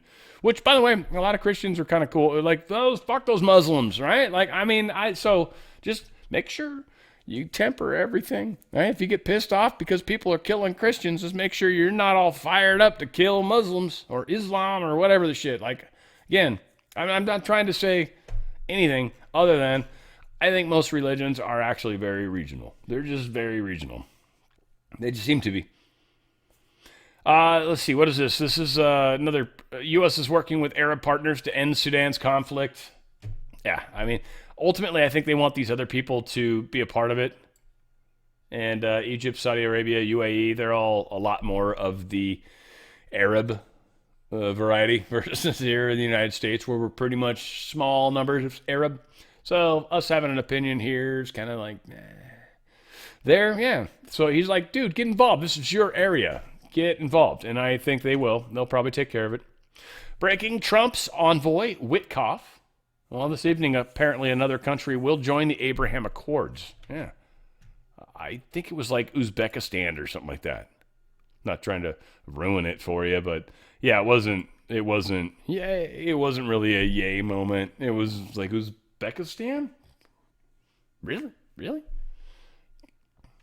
I don't even know how to properly say that, I don't think. Like, that's the one that we're going with? That's the final answer? All right. Andrew, former Prince Andrew, former Epstein best buddy, has been summoned by U.S. Congress to explain his Epstein links. Apparently, he doesn't have protection anymore. So they're like, yeah, bitch, come on down. Next contestant on the Epstein's Price is Right. Yeah, this dude, after even killing off Giuffre, yeah, he's still in a bad place. He didn't get away from that. Italy, foreigners are apparently committing 43% of sexual crimes. Wow, that's pretty good. I mean, sex crimes are, unique. 60% of robberies, though, and thefts. So, the 43% of sex crimes to me, is not as powerful a number, I guess, only because. But, what's the other percent? Homegrown? So we're competing against our own homegrown rape? 57% of sexual crimes are actually homegrown? I mean, is this what we're going to be like, yeah, we shouldn't have anybody coming in here? It's like, well, you guys are pretty solid on the rape all by yourself, really. So I don't know if that's a statistic we want to sell, but the 60% of robberies, you got me there. Yeah. You had me at hello. Too late to retreat, they say. Key Ukrainian logistics hub is nearly fully captured by Russia. If they counteroffensive, if there is one, will likely piss off Russia really, really bad. So the expectation is that's not going to happen. I don't want to get into the details because, frankly, none of us give a shit. Ukraine slaughters civilians and then blames Russia again. There's a video that's not in here because it shouldn't be, but yeah, it's pretty brutal. Shocking video recently published by Russian media and a Telegram channel. Again, believe it if you don't. Whatever, doesn't matter. Shows the last moments of two civilians before they were killed by Ukrainian drones in the Kupiansk region, east of the city of Kharkov. The drone observed the first man carrying a white flag, a universal sign for surrender, or, in the case of civilians, that they pose no threat, before flying right into him and blowing him up. And injuring the dog, apparently, that he was walking with him, which, just to make PETA people pissed too, right? We want to make everybody angry on this story. We're assuming the dog died, but we don't know for sure. A second civilian, upon reaching the body of the first, crossed himself, like Father, Son, Holy Spirit kind of thing, right? And walked on. But he was praying on his knees, crossing himself repeatedly as a drone hovered above him and then went in to strike him, blowing him apart too. To me, it seemed like a bad choice, by the way. You can cross yourself all you want, but you keep walking away from wherever the hell that thing just happened. I don't know about just propping down on my knees and be like, all right, but whatever. We don't have the video, which is probably a good thing. I was going to watch it too. I was ready to watch that one. I didn't get to see it. I didn't go looking for it. West is planning a major sabotage at the Zaporozhye nuclear plant and blame it on Russia. I hope they don't do this. And so I'm expecting this kind of stuff in some of these places. So be careful, be mindful. We're not going to let them get away with it, I don't think. U.S. judge drops criminal charges against Boeing over the 737 MAX crashes. This is a very weird situation. The Department of Justice dropped it. The appellate court basically said, I think it was an appellate court that came in at this last point, but it's like, all right, you guys are making good reasons for why you're dropping this. For me, there's the standpoint of they're going to be doing the F-47. They're also Artemis. They're also making a whole bunch of aircraft, the 747 or 770s. I don't know what the new Air Force One's supposed to be. Is it 777? Probably. But that's supposed to be happening. That's behind schedule. A whole bunch of the new 777s for many, many places across the world are suing them, and they've cost them billions of dollars, and that's not happening yet. So I don't know what's happening with Boeing. If you are somebody that's skilled, I don't care what age you are, try to find a job at Boeing, wherever that is near you. They are definitely hiring. This is a company that needs help, and we need good people. So I can't get a job. See if Boeing is around you and hiring, right? Unless you've got some weird-ass criminal background or something, because then that'll probably be a problem. But if you're non-criminal background person, you probably can get away with it. Make sure you can pass a drug test. That would be all I could say, and that would probably count marijuana for you guys out there. That are like, it's legal. It might matter, so just be careful. It's up to you. Biden appointed D.C. judge orders White House to provide sign language interpreters for press briefings. They didn't specify it had to be DEI. I was like, part of me was the joke, and the whole entire story was that. Like, you have some sort of crazy ass, DEI. It's got to be some guy with a mini shirt, big giant gut hanging out, white guy that's probably a child molester. He's like, just making shit up, just throwing whatever the case is. Roblox judge rules against the online platform Roblox keeping alleged abuse case in the public eye. Like, they were trying to hide it, and the judge is like, no, I don't think that's necessary. I think we're okay with this. We got a bigger thing going on, and so no. Is basically what the judge said. It was a California judge. Go figure. Apple taps rival Google's 1.2 trillion parameter AI model to power Siri. Apple's one of the most, they used to be. I don't know if they still are. Google may be bigger, but they were one of the richest companies in the world. They were unable, it seems, to launch their 2024 iPhone 16 with this AI-powered Siri. It just failed. So they're now going to partner with Google and their Gemini AI, and they're going to use that until a little later down the road, like a year later or so. iOS 26.4 for all you crazy iPhoneers out there. That's the one that's supposedly going to have their version, which is only a trillion parameter model. 1.2 trillion in Google, but you guys are just a trillion. Dude, a trillion parameters, that's like all the different like crazy shit you can ask it to do. Like, I don't know, trillion different things. That's pretty good. I don't know, trillion two? Well, that's pretty good, even more, but I mean, shit, I don't even know what a trillion is. Frankly, that's a lot of options. I'm just saying. Paris prosecutors investigate TikTok over youth suicide content. Again, TikTok's still, I don't think, owned by us. So, yeah, TikTok's bad, people. I'm just saying. It's not helping your children. They're watching it. It's probably trying to harm your Western child at very least. And what do we got? Oh, yeah, a couple more things.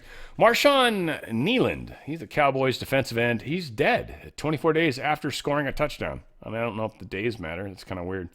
It's a 6 number, but Marshawn Nealand, 42. Hang on, 24-42. 42 is the number, the answer to everything, so that's a significant number. Marshawn Nealand's defensive end for Cowboys has died at age 24. And that's his age. Okay, I see. He's not dead 24 days after something crazy. All 17 snaps, though. Look at that. Look at all the shit that's in the story. So anyway, I don't know. This guy was sacrificed or something. I don't know. I mean, I'm being totally crazy here. I get you. But Marshawn Nealand, 94, this guy, I guess. Dead. Shouldn't be. Also strange, Miami Heat head coach. Whoops. Eric Spoelstra? I don't know what I'm saying. His house just burned down. Terry Rozier, the NBA player, just busted by the FBI for shaving points. Plays for the Miami Heat. Miami Heat's head coach. His house totally burns down. Burns down, hard burns down. It's not like it just sort of burned down. There's nothing left except this underground, which looks like a jacuzzi or something. I don't know what this is here. I was tripping on that. It looks like it's jacuzzi? 2 jacuzzis? I don't know. It's strange. But yeah, it burned everything except the steel framing. Burned everything. Wow. That is insanity, they would say. And this is just a beautiful story to end, and then we'll, of course, close. We got a great Law of One show coming up here in just under 2 hours. And this is a really long show today. Sorry, guys, but whatever the case is. This is a beautiful story. Wanted to end with this because, frankly, it made me happy, and it made me tear up, and that was a good thing.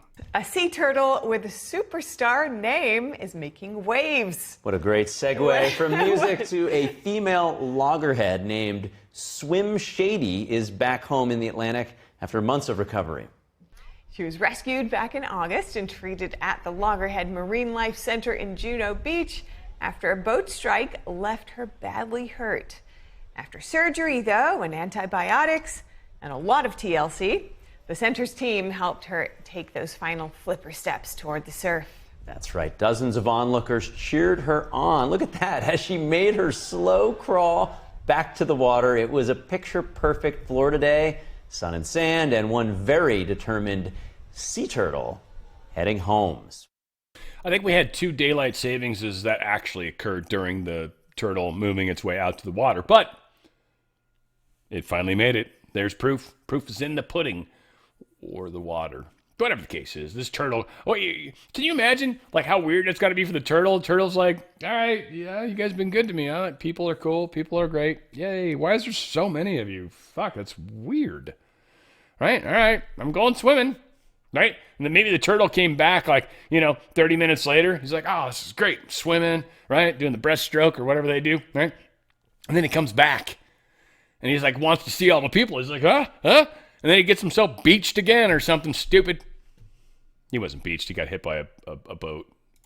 It wasn't my boat. That was someone else's boat. It wasn't Bubba Comp. No. All said, guys, we got a lot going on, and I think stay positive best you can. And really, it's your ripples. It's your ripples. My ripples suck. Your ripples are amazing. We need your ripples. We need your guys' ripples to help, whatever your thing is. But try to move us forward, Try not to get too lost in some of the bullshit. Get off into the direction that we all need to go, because we've got major things happening and possible major changes coming. And we need to get people kind of, talking in the right direction about the right problems rather than the narrative that the deep state seems to still be able to push. It's trippy. All said, we're doing this together. And I love you guys, and that's why we're able to do this. We're going to go, where we go one, we do this. Where we go one, we go all. Can't remember my own slogan that I've been saying for 7 years or whatever the hell. Yeah, where we go one, we go all. All of us are doing this together. All of us, right? I might not talk to you, per se, but we're doing this together. We're together, guys. Where we go one, we go all. It's on the Fringe with Dan RadioStyle.